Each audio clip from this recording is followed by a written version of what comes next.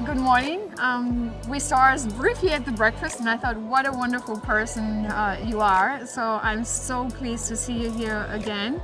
You are from Africa and we're talking about African fintech, which is quite different than what we see here usually. Yes. And you will have a talk this afternoon. Can you give us some secrets about what you will be talking about?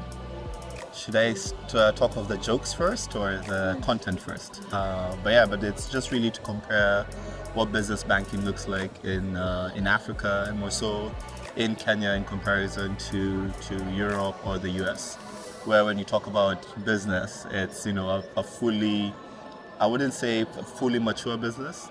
When we talk about the business ecosystem in Africa, we talk about MSMEs, so what you'd call an informal business, but not informal from a European context that they don't sell bad things. It's just because over 90% of the economy is run by MSMEs. So like in Kenya, there's over 9 million of them. And the government doesn't have enough capacity or machinery to give them the licenses that they need to be able to even open a business bank account, for instance. So they tend to be known as informal just because of the nature of how the business is run. How the business is run. It's a solo proprietor. Sometimes at the side of the road, they have no permanent structures. So, and that's kind of what drives the economy. They get as much demand for their products as you would have with Carrefour or Lidl. But now it's fragmented to multiple small businesses. So the technology needs to take that into consideration, where they don't have a laptop, which most of the times when business banking is being launched, the first version is on a laptop or a desktop. It's more on mobile first. Yes, mobile because first. Everyone has a mobile. Exactly, and mobile also means something totally different, right? Where if you're talking about the US, there's a higher penetration of iPhones, and when you look at Europe as well, there will be a specific model or a specific version of Android being available just because of how you acquire the smartphone, which is on contract. But in Africa, you'll find a person will own a device for maybe 10 plus years. So the model of Android that will be running wouldn't be the latest model. Exactly. Yeah. So then even it means the infrastructure players that you work with, let's say somebody wants to provide you an API for scoring, the SDK might be only supporting the latest version of Android. Yeah. It doesn't work for the small business. And then also the quality of the infrastructure internally, it looks like a smartphone outside, but the processing capacity, the memory capacity isn't as much. So now you have to think about the size of your application, with something a lot of fintechs in Europe or the US would not necessarily be thinking about, where it comes heavily bloated with this SDK, that SDK, and this feature and that functionality. And then data is also an issue, right? So where sometimes the coverage is not as good or the cost isn't as high, so you can't be sending things outside the smartphone, right? So you have to think about how do you make everything internal, and also how it works in Africa and not how it works in Europe, or the US won't work in exactly. Africa, because the infrastructure is so completely different. And with Leja, you take a very brave step as a CEO of a fintech in Africa. So what is Leja exactly doing? So we like to say we're a bookkeeping application, because the first major problem is the tools that the MSME uses to run their business. So most businesses are still using pen and paper, even though they have a smartphone.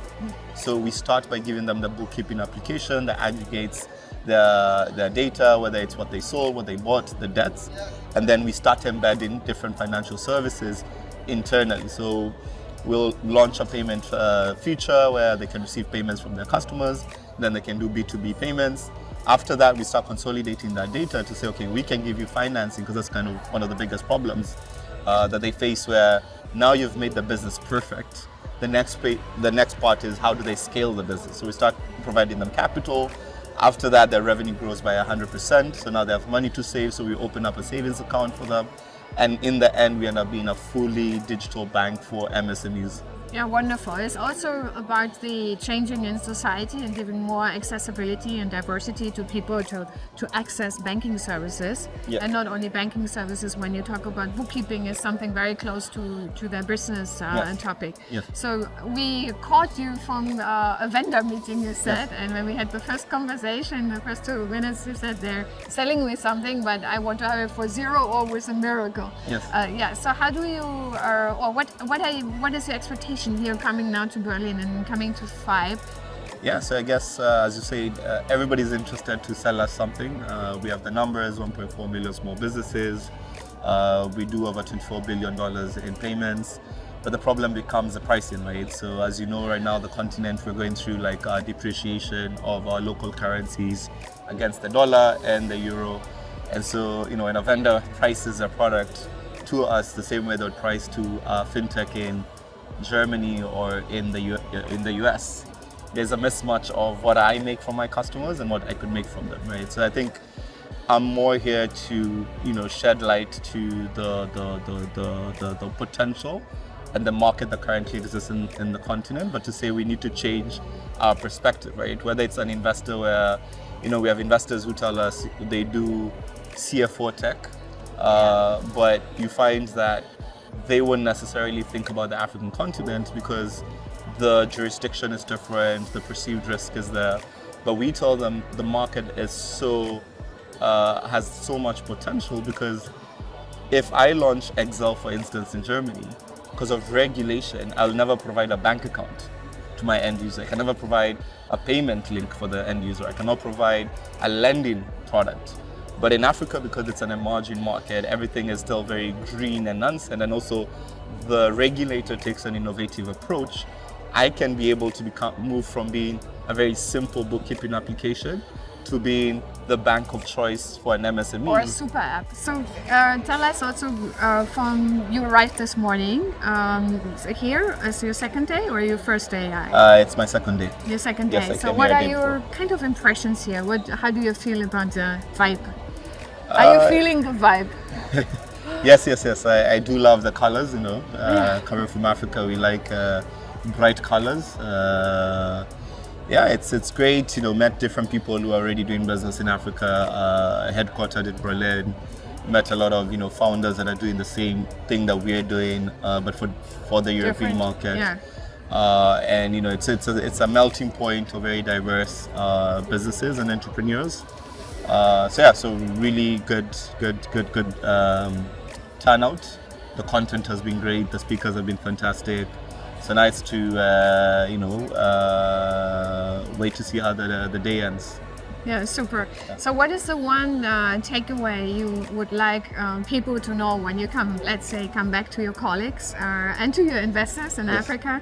What will you tell them in just 1 or 2 sentences? Yeah, I think we need to be more of us with the FIBE 2.0, where, we can have more of African entrepreneurs, investors, coming to the conference so that we can kind of show the activity and the innovation that is happening in Africa, and potentially, as I've seen, Berlin likes cash more than digital payments. Yeah. So maybe even solve that problem on the reverse. So it's I think it's to have our sites both within our continent and outside our continent. It's not yet cashless in Berlin. Yes. Somebody told me Germans say money doesn't smell, cash doesn't smell. So they do like the cash more. Yeah. While in Kenya right now we're almost at cashless society. Exactly, mobile money where you can pay for the biggest ticket item to the smallest with your mobile phone. Yeah. It's also part of the survival strategy. Yes. So right now here people feel very comfortable still they have something tangible, but I think over time that would change. Yes. Or maybe an African startup will change that. Exactly. Cool. Leja. Okay. Exactly. Thanks a lot, my Thank change. Thanks a lot for being with me, taking your time. I hope you enjoy, and I look forward to your wonderful speech this afternoon. Thank you. Thank you very much, Martha. Thank you.